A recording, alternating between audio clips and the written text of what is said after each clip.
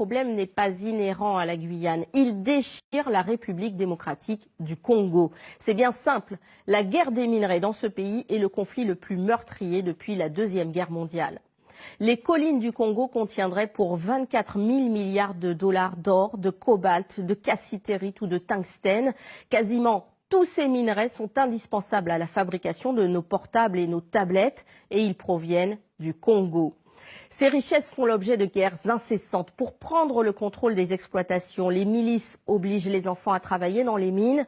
Chaque minute, une personne adulte ou mineure est violée dans ce pays. Cette situation dramatique, l'actrice américaine Robin Wright l'a découverte il y a 6 ans en rencontrant des victimes. Elles lui ont demandé de porter leur témoignage dans le monde entier. C'est pour cela qu'elle a réalisé le film que vous allez voir tout de suite, Congo, la guerre des minerais. Attention, certaines séquences pourraient heurter votre sensibilité.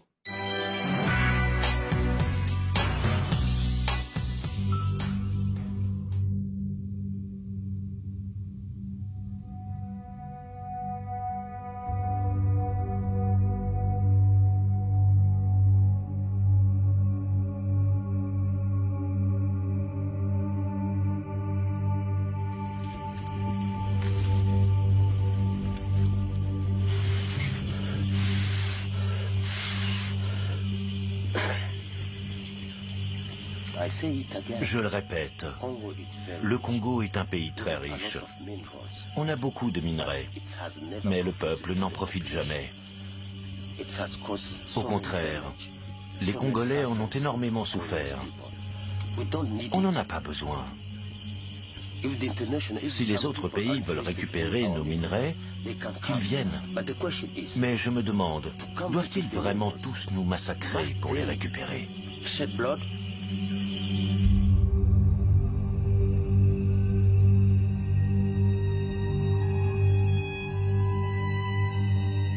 La République démocratique du Congo regorge des minerais les plus précieux au monde. Mais au lieu d'enrichir le pays, la conquête des minerais congolais n'a fait qu'aggraver la pauvreté et l'exploitation et a financé au cours des 20 dernières années l'un des conflits les plus meurtriers depuis la Seconde Guerre mondiale.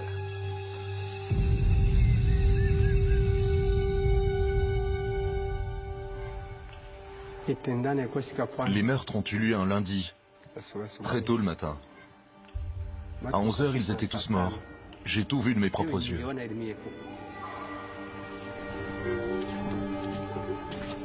Un matin, alors qu'ils assistaient à la messe, les habitants de ce village ont été attaqués par un groupe armé, financé par l'exploitation des minerais dans la région. Ils ont commencé à tirer. Beaucoup sont morts. D'autres se sont échappés. Ce jour-là, plus de 600 personnes sont mortes. Ils ont exécuté le prêtre, puis ils ont violé les religieuses et les ont démembrées. Ils ont pris les religieuses et le prêtre et ils les ont tués. C'est ici qu'ils sont morts. Ils ont d'abord violé les religieuses, ils ont fait ce qu'ils voulaient avec elles, et puis ils les ont poignardées. C'est par ce chant que beaucoup ont pris la fuite. Beaucoup de gens sont morts ici. Seul Dieu peut leur pardonner.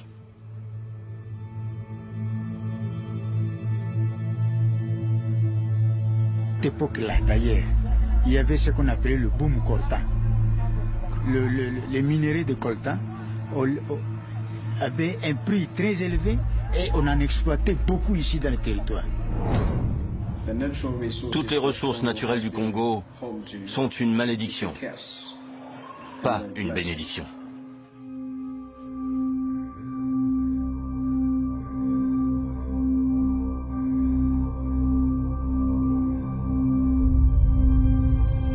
En 1890, Joseph Conrad visite le Congo à bord de son bateau. Il rentre chez lui, écœuré par l'horreur dont il a été témoin. C'est alors qu'il écrit « Au cœur des ténèbres ». Les ténèbres n'ont rien à voir avec le Congo ou les Congolais. Ils désignent les Occidentaux qui, au cours du règne du roi belge Léopold, ont soumis à l'esclavage et brutalisé les Congolais pour récupérer du caoutchouc et de l'ivoire. Ils ont bâti un empire pour le roi Léopold en tuant près de 10 millions de Congolais, soit la moitié de la population. L'auteur a décrit ce qu'il a vu comme étant la plus infâme ruée sur un butin ayant jamais défiguré l'histoire de la conscience humaine. Cette citation est toujours d'actualité. Un vent de changement souffle sur le Congo belge, alors que le drapeau de la Belgique disparaît de Léopoldville. Le Congo obtient son indépendance en 1960. Mais les Occidentaux ne sont pas prêts à abandonner leur royaume africain, ou pire encore, à le laisser aux mains des Soviétiques. Les dirigeants des États-Unis et du Congo font assassiner le premier ministre congolais fraîchement élu, Patrice Lumumba. Son corps est démembré et désintégré dans de l'acide. Ils ont coupé son corps en morceaux, puis ils l'ont brûlé. Ils ont utilisé de l'acide. Les Occidentaux placent à la tête du pays le dictateur Mobutu Sese Seko. Il renomme son pays le Zaïre et le dirige pendant 30 ans en tant qu'allié des Occidentaux. C'était très clairement une crapule, mais c'était notre crapule. Mobutu considérait le Congo et ses ressources comme un coffre-fort personnel. Il a volé de l'argent aux sociétés minières qui appartenaient à l'État, aux agences en douane. Il a volé tout ce qui pouvait lui rapporter des bénéfices et n'a rien investi dans son pays comme il aurait dû le faire. Il n'a investi que dans ses projets personnels. En s'appropriant les ressources du Congo, Mobutu Sese Seko s'est construit un empire de plus de 3 milliards d'euros, alors que la population mourait de faim. Aujourd'hui encore, la pauvreté demeure. Pourtant, les ressources minières congolaises valent des milliers de milliards d'euros. Afin de mieux comprendre la situation au Congo, il faut diviser le pays en deux catégories. C'est dans la province de Katanga, au sud du Congo, que l'on trouve 80% du cobalt mondial, ainsi que l'une des plus grandes réserves de cuivre, soit 2 des minerais les plus précieux au monde. C'est ici qu'ils bâtissent leur fortune. On utilise le cobalt pour fabriquer l'armement essentiel au département américain de la défense. L'Est du Congo, aujourd'hui surnommé le trésor géologique, regorge des minerais nécessaires à la prospérité de nos avancées technologiques. Le tungstène, l'étain, le tantal et l'or. Puisque nous développons de plus en plus la technologie mobile, nous continuerons à utiliser les ressources du Congo tant que nous ne changerons pas notre façon de vivre. Le sud du Congo est pillé par les multinationales et les groupes armés pillent l'est du pays. Certains sont étrangers, d'autres pas. Leur identité est de plus en plus confuse et leur objectif de moins en moins clair. Ce qui est limpide en revanche, c'est que leur source financière principale provient des minerais de l'est du Congo.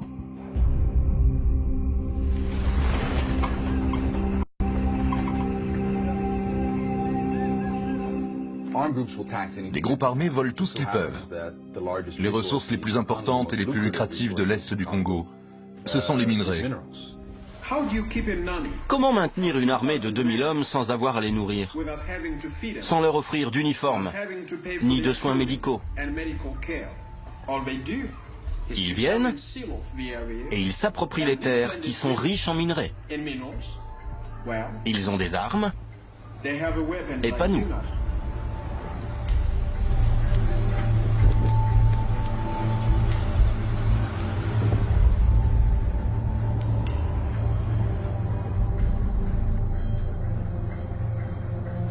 C'est vrai, c'est une vérité. Il y a des Horans, des officiers du Horan qui ont déjà des creuseurs. Et à l'instant même, je vous informe, malgré que la loi a été promulguée interdisant l'exploitation des minerais. Mais l'exploitation continue.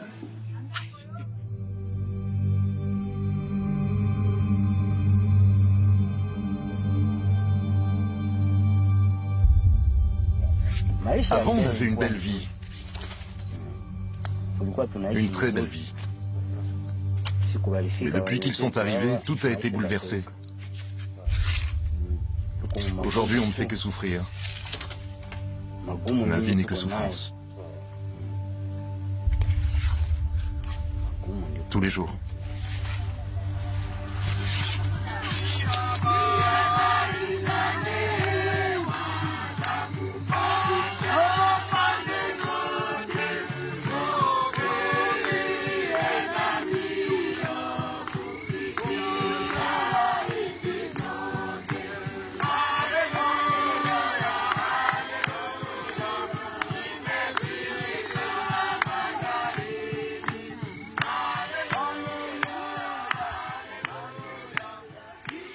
L'impact est très grand. La présence des groupes armés dans cette partie du pays a un impact très négatif sur les populations de l'Est. Ils vont voler les récoltes de paisibles citoyens, de paisibles paysans, et c'est la catastrophe. D'autres se rabattent sur les jeunes filles et les femmes, jusqu'aux vieillards, pour assouplir les appétits sexuels.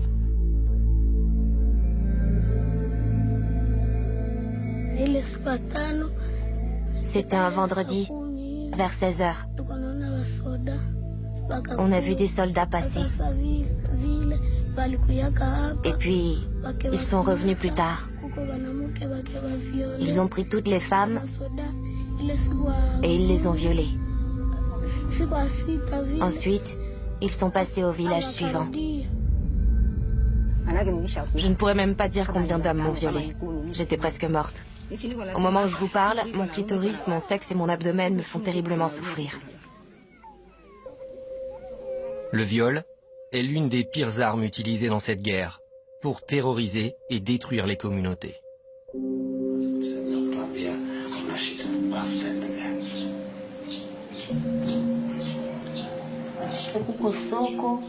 On s'est mis à courir. Les coups de feu provenaient des buissons. Même les soldats n'avaient nulle part où se cacher. Ils couraient comme nous.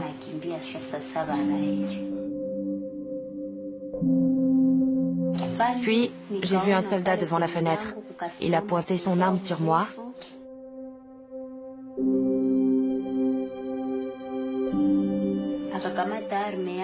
Il a pointé son arme sur moi, aussi près que la caméra en ce moment.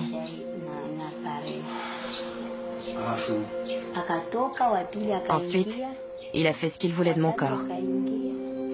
Puis un deuxième est arrivé, puis un troisième, un quatrième et un cinquième.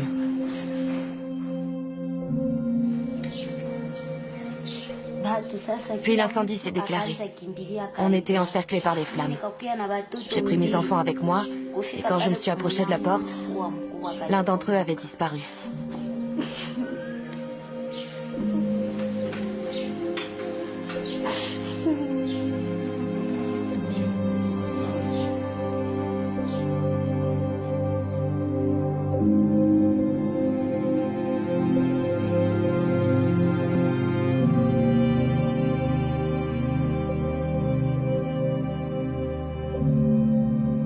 Avant 1996, le mot viol n'existait dans aucune des langues parlées au Congo. La guerre a commencé en 1996.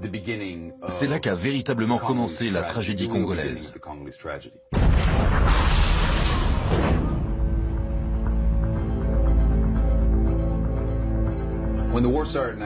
Lorsque la guerre a débuté en 1996, ce n'était pas à cause des minerais. Elle s'est déclenchée à cause de la chute du Zaïre et du génocide au Rwanda. C'est seulement après que la guerre a été déclarée que les minerais sont devenus une véritable source de financement pour cette guerre. Ensuite, ils en sont devenus le véritable but. Après le génocide au Rwanda en 1994, 3 millions de réfugiés se sont précipités vers la frontière est du Zaïre, créant alors la pire crise de réfugiés que le monde n'ait jamais connue selon l'ONU. Mais parmi ces réfugiés, il y avait également certains auteurs du génocide. Ils représentaient alors une menace pour la sécurité du tout nouveau gouvernement du Rwanda. Cela posait un problème de sécurité majeur au Rwanda. Il y avait entre 30 et 40 000 soldats qui s'entraînaient à la frontière du pays et qui voulaient retourner là-bas pour finir ce qu'ils avaient commencé.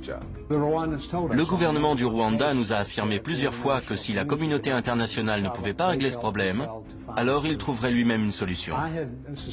Je pensais qu'ils allaient organiser des opérations militaires près de la frontière. Au lieu de cela, ils ont agi de façon clandestine. Ils ont infiltré les troupes rwandaises, rejoint les forces rebelles et ont créé l'AFDL.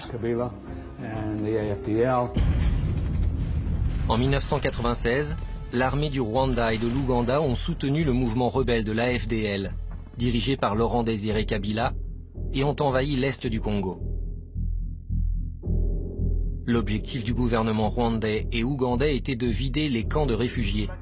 L'objectif de Laurent Kabila était de renverser le président Mobutu Sese Seko. Basima Karaha était le ministre des Affaires étrangères de l'AFDL. C'était la première fois que nous voyions un génocide en Afrique.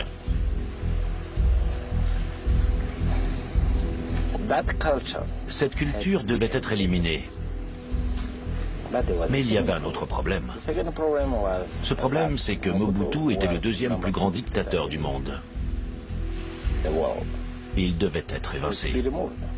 Je lui ai dit, tu peux partir, soit par la porte, soit par la fenêtre. Après 30 ans, les États-Unis ont décidé d'abandonner leur allié de la guerre froide, Mobutu Sese Seko. Le président Clinton a alors envoyé un ambassadeur de l'ONU, Bill Richardson, pour transmettre le message à Mobutu. Le gouvernement américain m'a demandé d'aller voir le président Mobutu et de lui dire « Monsieur le Président, nous ne vous soutiendrons plus. Nous voulons que vous quittiez le pays. » Il m'a alors regardé et il m'a dit « Vous savez combien j'ai soutenu les États-Unis » J'ai dit « Oui, je sais. » Les États-Unis et la communauté internationale ont découvert une nouvelle classe de dirigeants africains. Il semblait clair qu'à partir de cet instant, ils allaient tous soutenir Kabila et le hisser à la tête du pays. J'ai rencontré Kabila plusieurs fois. Il m'aimait bien. On s'entendait bien. Je lui ai dit, vous voulez avoir une bonne relation avec les États-Unis? Nous cherchons la paix. Nous aimerions vous aider. Si vous êtes un réformateur, si vous instaurez la démocratie et que vous respectez les droits de l'homme, alors nous vous aiderons. À la fin de la guerre froide, les États-Unis n'avaient plus besoin de Mobutu. Ils ont alors demandé au Congo de l'évincer. Bien que la FDL avançait rapidement, elle a vite dû trouver une source financière afin de s'emparer de la capitale Kinshasa. Kabila m'a demandé, est-ce que Bill Clinton peut me prêter 100 millions de dollars? Et c'est là que j'ai compris qu'il ne connaissait absolument pas le processus politique. La FDL était en train d'essayer de réunir de l'argent. Et au Congo, ce qui peut rapporter beaucoup, ce sont les exploitations minières. Afin de financer la guerre, la FDL s'est directement dirigée vers la région de Katanga, qui regorge de cuivre et de cobalt. L'élément essentiel de cette histoire, c'est que Katanga est et a toujours été au centre du conflit congolais, tout simplement parce que c'est là que se trouve l'argent. La véritable richesse minière du Congo se trouve à Katanga. C'est ici qu'ils se font énormément d'argent. C'est dans la province de Katanga que l'on trouve 80% du cobalt mondial, ainsi que l'une des plus grandes réserves de cuivre, soit 2 des minerais les plus précieux. L'agence américaine de logistique de la défense, qui dispose d'un département sur les minerais, a classé le cobalt dans son top 10. Beaucoup de gens sont venus ici pour se faire de l'argent pendant la guerre, et ils ont réussi. Maintenant que les troupes rebelles de Laurent Kabila contrôlent toutes les régions riches en minerais du pays, les grandes entreprises comme American Mining Field Corporation profitent de l'agitation politique pour passer leur marché. Ils signent des accords avec les rebelles pour obtenir du cobalt, du zinc, du cuivre et des diamants. Non, il y en a eu beaucoup. Il y a eu AMC qui est arrivé, il y a le groupe Londing qui est arrivé, il y a Anvil Mining, ce sont des Australiens qui sont arrivés. Et nous avions un groupe canadien qui est arrivé aussi, ça se cantonne. On était en guerre et tous les marchands d'armes en ont profité pour venir prendre des minéraux, mais c'était à vil prix. 1996, c'était vraiment le bon moment pour venir au Congo. Il y avait beaucoup d'argent à se faire, alors tout le monde s'est rué là-bas.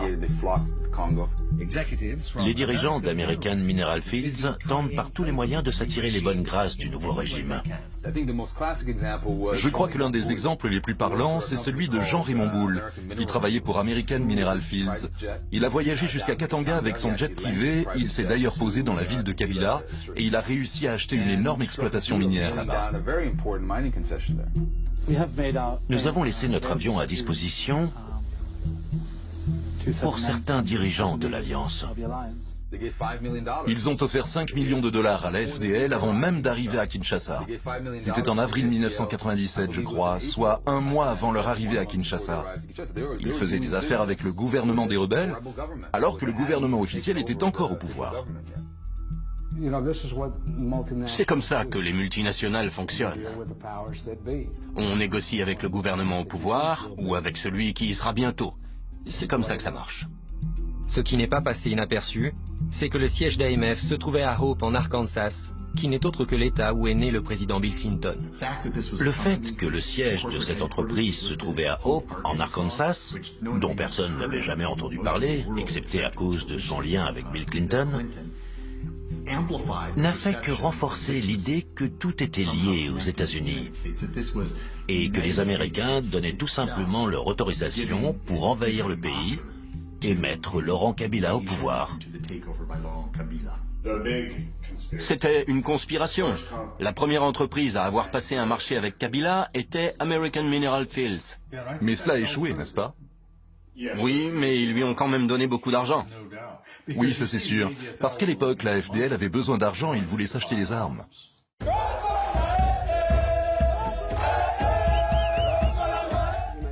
Les attaques de la FDL ciblaient principalement les réfugiés à l'est du Congo.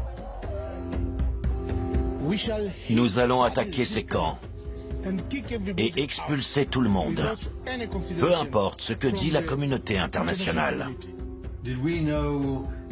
Est-ce que nous savions que l'AFDL massacrait les gens qui vivaient dans ces camps? Oui, en effet, nous en avions entendu parler plusieurs fois. Et nous savions aussi que nous ne pouvions rien faire pour empêcher cela. Je ne dis pas qu'il faut accepter les choses, mais il faut simplement être réaliste. C'est ça la guerre. Le plus dur dans tout ça, pour les gens comme moi, et pour tous ceux qui s'impliquaient à l'époque pour défendre les droits de l'homme au Congo, et qui croyaient vraiment qu'on allait enfin réussir à mettre en place une démocratie dans ce pays, c'est que le mouvement démocratique congolais n'a reçu aucun soutien. Personne n'a voulu créer d'alliance avec l'opposition, comme l'Église catholique et les autres forces qui étaient pourtant si importantes à l'époque, et qui auraient pu permettre de construire une démocratie au Congo. Les États-Unis n'ont absolument rien fait pour que cela arrive. Le 17 mai 1997, les soldats de la FDL envahissent Kinshasa.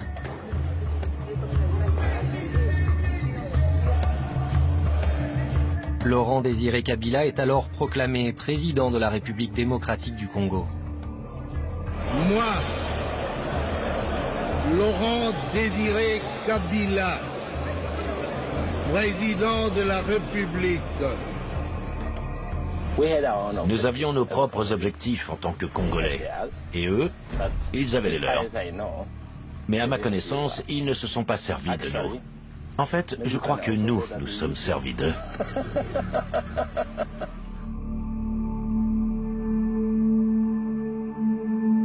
Depuis l'invasion de 1996, l'Est du Congo n'a jamais retrouvé la paix.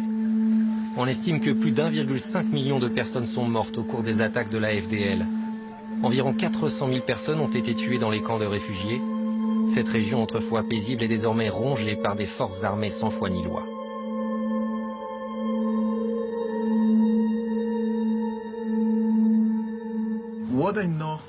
À partir de ce moment, on voyait des cadavres partout qui jonchaient les rues et tout le monde s'en fichait. Les gens s'entretuaient comme si c'était normal. Je crois que c'est à cet instant que les Congolais ont été pervertis, surtout à l'Est. L'une des forces armées les plus violentes de l'Est du Congo a été fondée par certains survivants du massacre des camps de réfugiés, ainsi que des descendants des victimes du génocide au Rwanda. Ils se font appeler le FDLR, les Forces démocratiques de libération du Rwanda.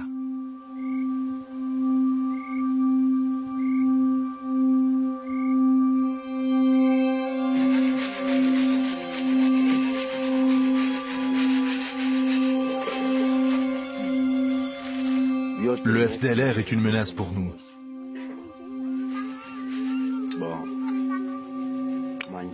Ils contrôlent nos vies et décident de notre mort.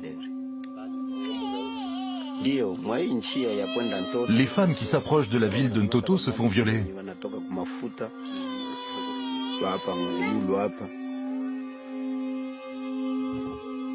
Elles se font violer dès qu'elles se trouvent sur le chemin des soldats du FDLR.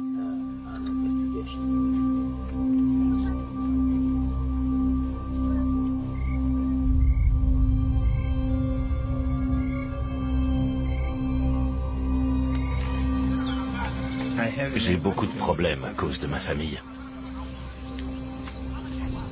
Pourquoi? Ma famille est morte. Mon père est mort. Il est mort? Oui. Où ça? Au Congo.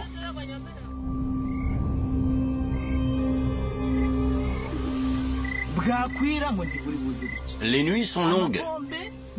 Et le bruit des bombes qui éclatent m'empêche de dormir.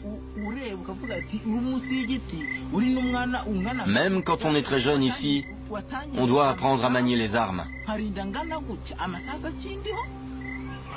Du coup, on ne pense qu'à ça toute la journée. Et on se rend compte que sur une famille de 40 personnes, on est le seul survivant. Le seul.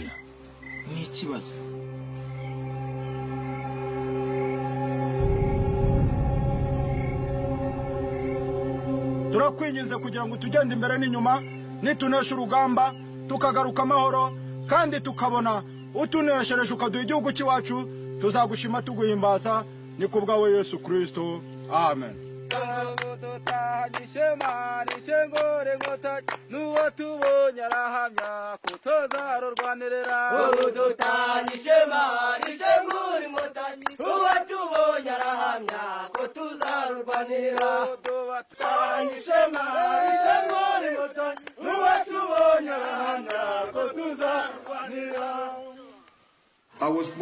Je suis né et j'ai grandi dans cette partie du pays.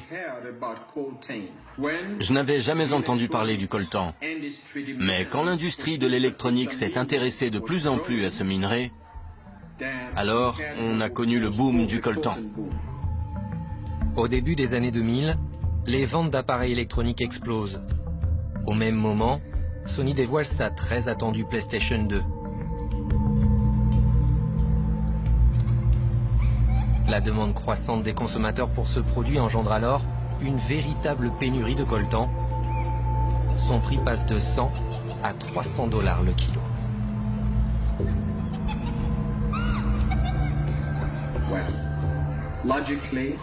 Évidemment, tous ceux qui connaissaient la valeur de ces minerais se sont jetés sur les exploitations minières. L'augmentation du prix du coltan coïncide avec la deuxième invasion de l'Est du Congo par le Rwanda, allié des États-Unis. Cette invasion est dirigée par le groupe rebelle RCD. Les Rwandais ont créé le RCD. Je dis créé parce qu'en fait, les Rwandais ont rassemblé plein de monde à Kigali et leur ont dit « Vous allez créer un mouvement rebelle ». Ce n'était pas du tout un mouvement congolais. La communauté internationale n'a absolument pas commenté cet événement. Personne ne voulait admettre que le Rwanda était en train d'envahir le Congo. À ce moment-là, les États-Unis n'arrivaient même pas à envisager que leurs alliés se battaient uniquement pour l'argent. Je n'ai aucun doute là-dessus. Les Rwandais, les services de sécurité et l'élite politique étaient impliqués dans l'exploitation des ressources du Congo. Sony a gagné plus de 220 millions d'euros le jour du lancement de la PlayStation 2. À cause de la guerre au Congo, 1,7 million de personnes sont mortes.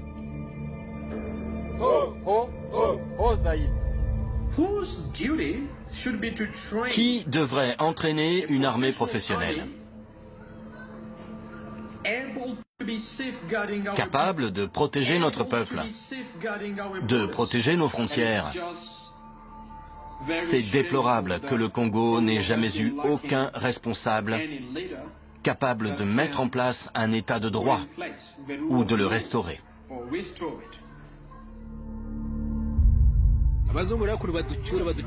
Dis à cet homme blanc de nous rapatrier rapidement, ou ce pays ne connaîtra jamais la paix. Tant que le FDLR sera là, il n'y aura jamais la paix, jamais. Il ne filme pas. La lumière est éteinte. Peu de temps après, des soldats du FDLR ont attaqué le village de Bunakara. Ils ont tué 31 personnes, dont beaucoup de femmes et d'enfants. Je tiens à affirmer que je consacrerai toutes mes forces à ce que ce beau et grand pays retrouve la paix et l'unité.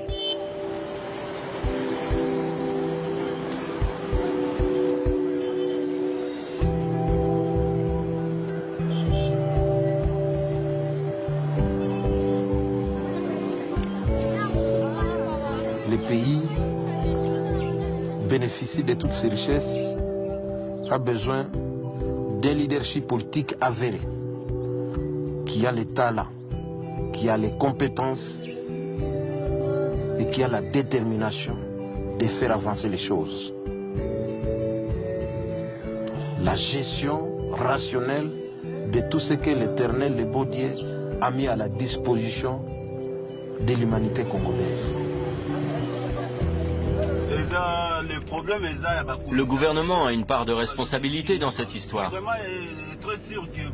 C'est vrai que le Congo est un pays riche. On a tout. On a vraiment tout ce qu'il nous faut. Mais nos dirigeants ne veulent pas améliorer nos conditions. Par exemple, dans notre pays, il n'y a pas de travail. Ils sont censés attirer les entreprises pour qu'on ait du travail. Les Congolais devraient avoir une vie meilleure.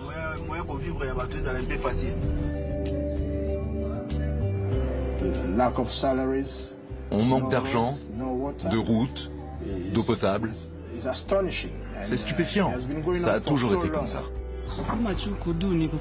Je pousse mon chariot parce que j'ai pas de travail. Si j'en avais un, je perdrais pas mon temps à faire ça. Vous voyez comme je transpire? En plus, je gagne très peu d'argent, à peine de quoi me nourrir. Si j'avais un bon travail, je ferais jamais ça. Ça sert à rien. Il est temps que le président du Congo prenne ses responsabilités.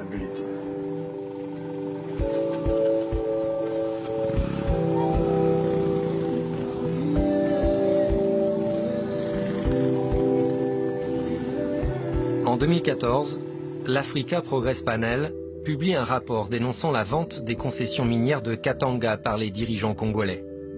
Dissimulée derrière un contrat plus qu'équivoque, cette vente aurait pu rapporter des milliards d'euros au peuple congolais. Le Congo perd bien plus d'argent à cause des marchés passés sur les exploitations minières de Katanga qu'il n'en perd à cause du conflit sur les minerais dans la région de Kifa.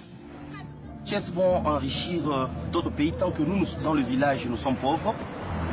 Quand nous voyons les tracts défiler ici avec des matières pour aller enrichir les États-Unis d'Amérique, la Belgique, cela ne nous arrange pas. Actuellement, il y a plus de 25 multinationales qui exploitent les mines de Katanga. Dites-nous ce que vous faites et qui vous êtes. Je suis un réalisateur américain et je fais un documentaire sur l'exploitation minière au Congo. Nous avons reçu la permission de la société Gécamine, du responsable de la province de Katanga. C'est d'ailleurs le ministre de la province. Eh bien, vous n'avez pas ma permission. Qui êtes-vous et pourquoi aurais-je besoin de votre permission? Je suis le maître d'ouvrage. D'où vient votre société? Du Canada. Du Canada, ok. Katanga, c'est une province qui est très riche. Très, très riche. Les ressources du Katanga vont ailleurs. Ailleurs où? On ne sait pas. Katanga n'a pas toujours été accablée par la pauvreté.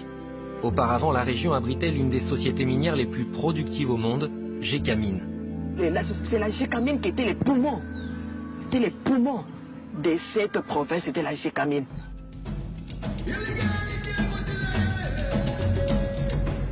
Mobutu Sese Seko, qui s'était engagé à nationaliser tout le Congo, n'a pas seulement renommé le pays Zaïre, mais a également expulsé toutes les sociétés étrangères du pays, afin de garder toutes les ressources naturelles pour l'État. L'exploitation minière à Katanga n'était plus dirigée que par la société minière appartenant à l'État, Gécamine. Les exploitations minières de Katanga étaient toutes gérées par Gécamine. Vous ne pouvez pas voyager à Katanga sans entendre parler de toute la fierté et de toutes les opportunités que Gécamine a offertes au peuple congolais. La Gécamine a joué un très grand rôle dans le développement du Congo. Que Gécamine était le poumon du Congo, le poumon du Katanga. On a eu pratiquement jusqu'à 80% de la contribution Gécamine pour le budget national. Dans les années 80, Gécamine produisait environ 500 000 tonnes de cuivre par an. C'était l'une des plus grandes sociétés minières au monde. Gécamine a beau avoir rapporté beaucoup d'argent à Mobutu pendant des années, elle a aussi beaucoup rapporté aux Zaïrois d'une certaine manière. C'est Gécamine qui a apporté à la région de Katanga son système d'éducation, considéré comme l'un des meilleurs du pays. parce que c'est là que la société était basée. On y trouvait les meilleurs hôpitaux et tout le monde y avait accès grâce à Gécamine. C'était la poule aux œufs d'or.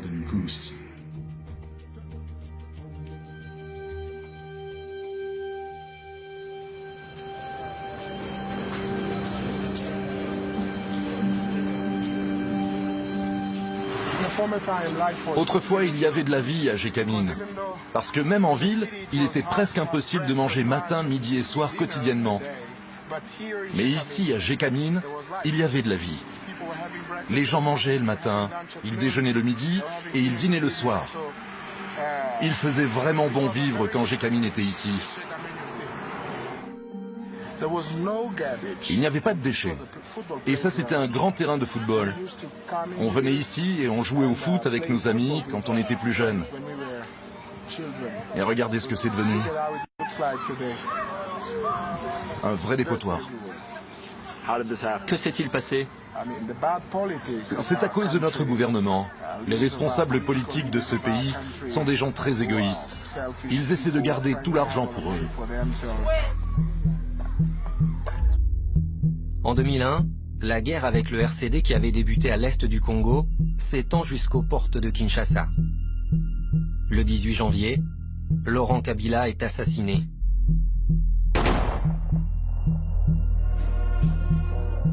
Son fils, Joseph Kabila, remplace alors son père. Il effectue encore aujourd'hui son deuxième mandat en tant que président de la République démocratique du Congo. Depuis qu'il est arrivé au pouvoir, on estime que le peuple congolais a perdu des milliards d'euros sur ses ressources naturelles, puisque Kabila a vendu des concessions minières largement en dessous du prix du marché. À plusieurs occasions, Gécamine a vendu des parts qu'elle possédait à un prix bien en dessous de la valeur du marché à des sociétés offshore qui les ont ensuite revendues à un prix bien plus élevé.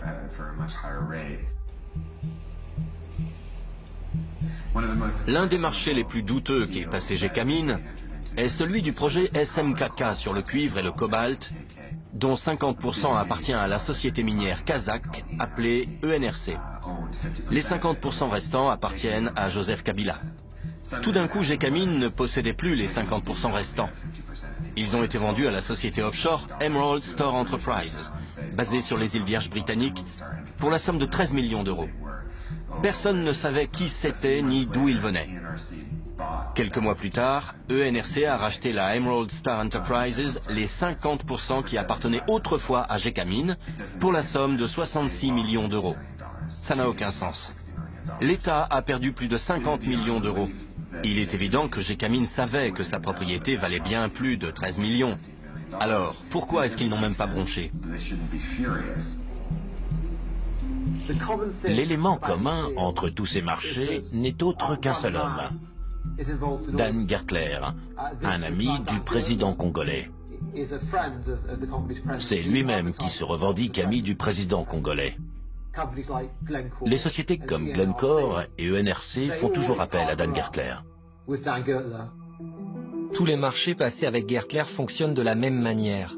Une société associée avec Gertler et basée sur les îles Vierges britanniques achète une concession minière à Gécamine pour environ 5% de sa valeur sur le marché. Juste après, la concession est vendue à une grosse société minière, ENRC ou Glencore, à sa véritable valeur. Cela représente une marge de bénéfice de 800%. Ces bénéfices ne reviennent pas à l'État congolais, mais uniquement aux sociétés offshore des îles Vierges britanniques. Comme les lois de ces îles protègent les sociétés, on ne peut pas savoir qui a réellement tiré profit de ces marchés. Peut-on prouver qu'il y a eu de la corruption? Non. Mais il y a une telle différence entre ce que le gouvernement déclare avoir reçu, ce que la société affirme avoir payé au gouvernement, et ce que la société a vraiment payé. On ne connaît pas les montants exacts. Ce n'est pas normal, et pourtant on voit ça depuis toujours. Le chiffre d'affaires annuel de la société ENRC basée à Londres s'élève à plus de 3 milliards d'euros. Celui de Glencore, également basé à Londres, s'élève à plus de 2 milliards d'euros.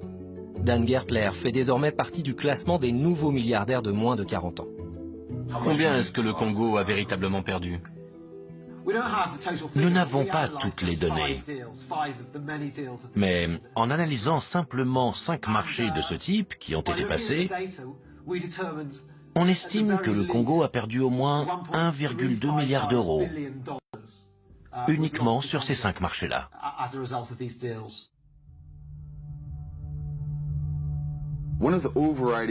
Pour moi, l'une des émotions qui caractérise le mieux tout ce conflit, c'est l'humiliation subie par les Congolais. Ils ont été humiliés, bafoués par les étrangers, par leur propre gouvernement, et ils se sentent complètement impuissants. Cela explique grandement l'exaspération totale que ressentent la plupart des Congolais. Ils ont l'impression d'être désarmés, de ne rien pouvoir faire. Je m'adresse à toi, la guerre. Tu n'as aucun ami. Tout le monde est contre toi. Je suis un orphelin à cause de toi. Tu as tué mon père. Tu as tué ma mère. Tu as tué mon frère et ma sœur. Je te déteste. Aujourd'hui, je suis un réfugié à cause de toi. Tu m'as chassé de ma maison. Tu l'as complètement brûlée. On a dû fuir à cause de tous les coups de feu. Ça fait 1 mois et demi qu'on est ici. On meurt tous de faim. Il n'y a aucun espoir ici. J'ai le cœur meurtri. Il n'y a pas de quoi être fier. Mais tu n'as pas gagné. Toute ma famille se bat contre toi. Tout mon village se bat contre toi. Et le monde entier hurle « Non à la guerre! Non à la guerre! Non à la guerre !» Je m'appelle Samuel. Combien vaut la vie d'un Congolais comparée à celle d'un nouveau téléphone ou d'une télévision? Des gens meurent. C'est ce genre de questions qu'on devrait poser aux entreprises, et pas seulement combien est-ce que mon investissement m'a rapporté ce trimestre. Ils nous utilisent comme un préservatif. Il sert à protéger des maladies, mais une fois utilisé, on peut le jeter. On a besoin d'eau potable. On boit de l'eau sale. Le lac est immense. Derrière moi, il y a la ville. Et si vous allez là-bas, vous verrez des gens qui récupèrent l'eau. Ils font parfois des kilomètres jusqu'ici, parce que l'eau ne va pas jusqu'à chez eux.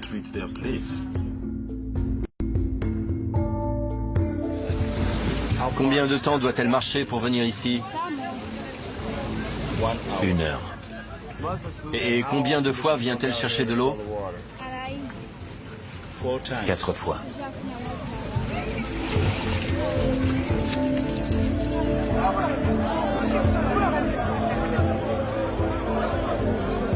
Ça profite à qui? Les minerais qui quittent ce pays, ils vont aux États-Unis. Les minerais, les firmes Motorola, IBM, Nokia, ainsi de suite, les appareils téléphoniques, tous ces utilisateurs ont besoin à ce que nous soyons instables pour qu'on puisse profiter de ça. 4 fois par semaine?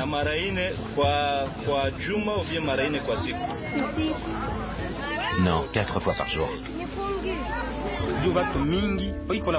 Cette guerre est causée par ceux qui tirent profit des minerais. Comment va-t-elle se terminer? Tout ce qu'on veut, c'est une paix durable. Une paix parfaite. Alors arrêtez de nous mentir. Vous et tous les autres, vous venez avec vos caméras, avec vos équipes et vous nous filmez. Mais on ne voit jamais le résultat, on ne voit jamais les images. Quand vous partez, on vous souhaite un très bon voyage, bon retour chez vous, peu importe où vous allez ou ce que vous faites. Mais montrez-nous le résultat.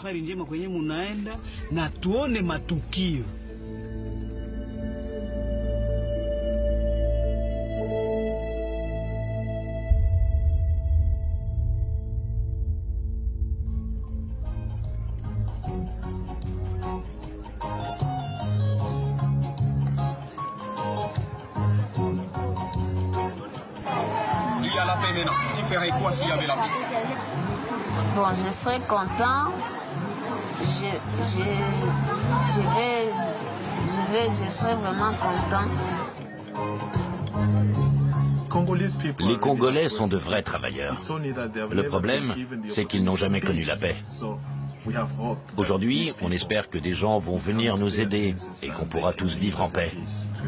C'est mon plus grand espoir.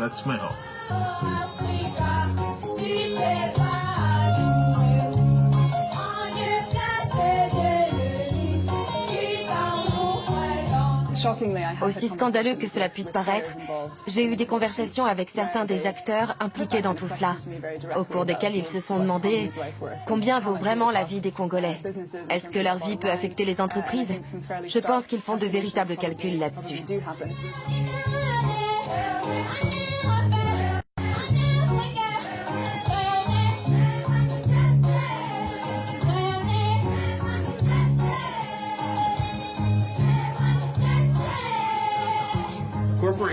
Les entreprises changeront lorsque la société leur demandera de le faire. Nous n'avons pas à attendre qu'elles prennent la décision elles-mêmes. Les entreprises ne vont pas changer toutes seules. Nous pouvons dès aujourd'hui prendre des décisions qui changeront leur façon de faire. Nous vivons dans une société de consommation. Elle s'est construite grâce aux consommateurs. Les marques sont prêtes à tout pour conserver leur puissance et leur renommée. Elles dépensent énormément d'argent pour qu'on parle d'elles partout. Elles ne veulent pas être rejetées par les consommateurs et entendre « C'est fini, je ne veux jamais acheter un produit de cette marque ». C'est leur pire crainte. Regardons de plus près l'histoire des États-Unis. Qu'est-ce qui a vraiment changé le cours de l'histoire dans ce pays? C'est le soulèvement du peuple. Rappelez-vous du mouvement pour les droits de l'homme, pour le droit des femmes, pour l'environnement ou pour le travail. Il y avait d'énormes injustices dans notre pays. Les gens se sont battus pour leurs idées, ils se sont rassemblés en petits groupes pour protester. Tout cela est arrivé avant Internet, les réseaux sociaux n'existaient pas. Ils se sont simplement dit, ce n'est pas normal, on doit se battre. Puis ils ont réalisé que d'autres communautés se battaient également, alors ils les ont rejoints. À force, c'est devenu un véritable mouvement et au bout d'un moment, ce mouvement a fini par changer le cours de l'humanité. En tant que consommateurs, investisseurs ou citoyens, c'est notre responsabilité. C'est la responsabilité du monde entier. Les entreprises aussi sont responsables. Nous devrions pouvoir partager cette responsabilité. Il n'y a pas que les entreprises enregistrées à Wall Street qui doivent participer. Nous savons tous que les droits de l'homme sont essentiels à notre bien-être et qu'ils devraient être pris en compte à chacune des décisions prises par les entreprises. Le mouvement des consommateurs peut changer les choses, s'il le veut. Il est clair que nous sommes responsables de ce qui se passe au Congo, nous sommes totalement impliqués. Mais les Congolais aussi vont devoir prendre des décisions pour changer leur propre avenir. Le mieux que nous puissions faire, c'est de les aider à construire des projets, permettre aux Congolais de s'exprimer pour qu'ils puissent enfin décider de leur avenir. Il nous faut de véritables élections ici. Pas des élections qui provoqueraient une guerre civile. Le futur du Congo, notre espoir, c'est avoir la paix. La paix. Et les enfants du Congo, il faudrait que ces enfants jouissent de leurs droits. Droit à l'éducation, droit à la santé, droit au développement, et droit à l'expression, participation, l'expression libre. CAM, c'est un centre d'appui. C'est un centre d'appui en faveur des mineurs mal exploités. Aujourd'hui, de nombreux dirigeants congolais ont pris en main l'avenir de leur pays. Ils créent des organisations pour promouvoir l'éducation, la microfinance, le développement familial et le droit des femmes. Je dois faire l'amitié. Je veux que ce soit un pays, il n'y a pas trop de morts. Parce que si le Congo marche avec 70 millions d'habitants, avec tous les voisins, nous nous mettons ensemble. Mais ça fait un ensemble au cœur de l'Afrique qui va sortir l'Afrique aussi du Sahara, de la zone de misère. Et l'Afrique noire va s'élever et va marcher. Et c'est possible. Et nous avons apprécié de retrouver cette santé et cette jeunesse Révolter et prévoir des choses essentielles dans notre pays. C'est tellement compliqué, il y a tellement de problèmes que les gens se lavent les mains et disent « on a essayé ». Ça ne suffit pas, essayer ne suffit plus. Notre pays a tellement de richesses, tellement de ressources naturelles. Si les Occidentaux ont besoin de nos ressources, alors ils doivent revoir leur politique. Ils doivent repenser leur façon de traiter les Congolais.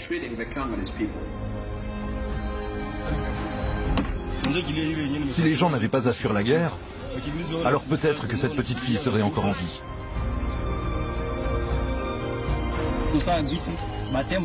Quand les éléphants se battent, c'est l'herbe qui souffre, alors qu'elle n'y est pour rien. L'herbe, c'est nous.